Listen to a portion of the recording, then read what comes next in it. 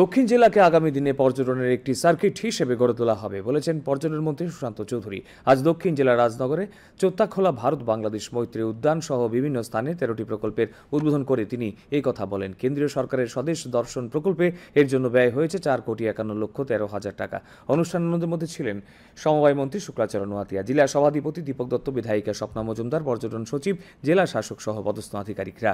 প্রকল্পগুলির মধ্যে রয়েছে ক্যাফেটেরিয়া, শিশুদের পার্ক, রাস্তা, পানীয় জলের ব্যবস্থা, সোলার লাইট ইত্যাদি। কটেজ, লঘাট এগুলোকে নির্মাণ করে মানুষ যাতে সেখানে রাত্রি যাপন করতে পারেন, কিছু সংখ্যক গাইড ট্যুরিস্ট ডিপার্টমেন্টে আমরা নিয়োগ করব।